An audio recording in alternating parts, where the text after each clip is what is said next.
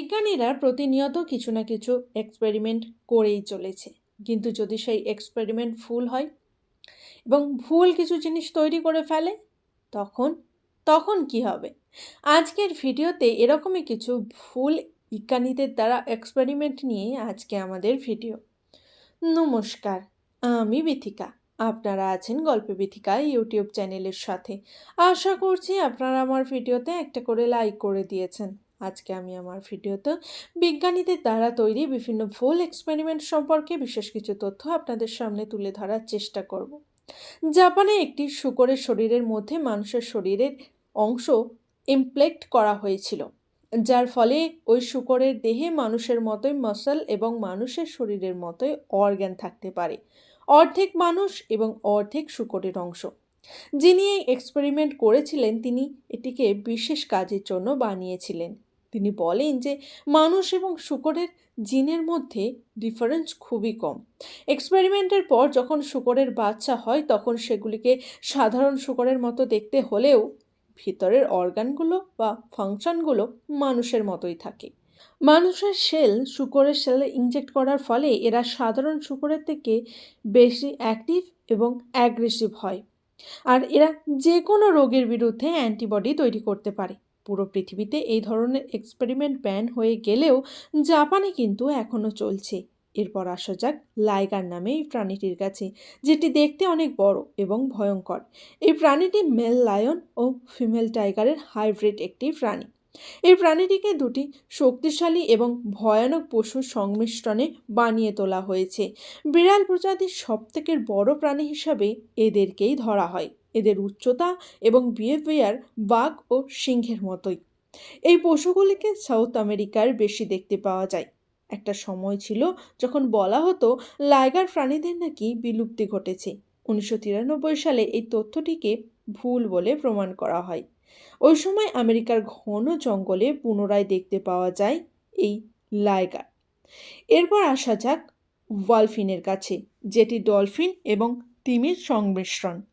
যখন ইংল্যান্ডের চিড়িয়াখানায় এই প্রাণীটিকে প্রথম দেখতে পাওয়া গিয়েছিল তখন মানুষ এই ব্যাপারে জানতে পেরেছিল। এরা ভীষণ অ্যাক্টিভ হলেও ডলফিনের মতো কিন্তু একদমই ফ্রেন্ডলি নয়। কখনো কখনো তো এরা মানুষের ওপর হামলাও করে বসে, এমনকি এদের ট্রেনারের ওপরেও। কিলারভি। এদের কিলারভি নাম হওয়ার পেছনে কারণ হলো এরা খুবই ভয়ঙ্কর এবং অ্যাগ্রেসিভ হয়। বলা হয় নাকি প্রতি বছর মানুষ এদের আক্রমণে মারা যায় আমেরিকাতে প্রায়ই 2 জন করে। 1957 সালে সাউথ আফ্রিকার একটি মৌমাছির সাথে ইউরোপের একটি মৌমাছির ক্রস ব্রিড করে কিলারভি তৈরি করা হয়। এদের তৈরি করার পিছনে কারণ হলো যাতে পৃথিবীতে সবথেকে বেশি মধু উৎপাদন করা যায়। আর তাদের এক্সপেরিমেন্ট সফলও হয়েছিল, কিন্তু এরা একবার রেগে গেলে অন্যান্য মৌমাছিদের মতো গ্রুপ অ্যাটাক করে।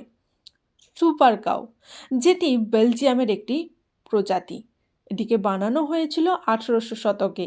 সেই সময় তখন ওইখানকার কৃষক ও বিজ্ঞানীরা নেটিভ একটি গরুর প্রজাতিকে বানাবে বলে ভাবে। তখন তাদের উদ্দেশ্য ছিল তাদের শিংগুলি হবে ছোট এবং দুধ দেবে অনেক বেশি।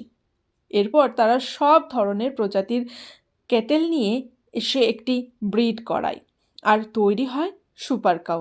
নর্মাল গরুর তুলনায় এদের শরীরের মাসল প্রায় ওই 20% বেশি, দুধও দেয় অনেক বেশি। তারপরে আসা যাক হিউম্যান চিম্পাঞ্জি হাইব্রিড। 1976 সালে চীনের 2 বিজ্ঞানী চীনের সব থেকে উন্নত ক্রস ব্রিড বানাতে চেষ্টা করে। তারা চেষ্টা করেছিল মানুষ এবং শিম্পাঞ্জির সংমিশ্রণে এই প্রাণীকে গড়ে তুলতে।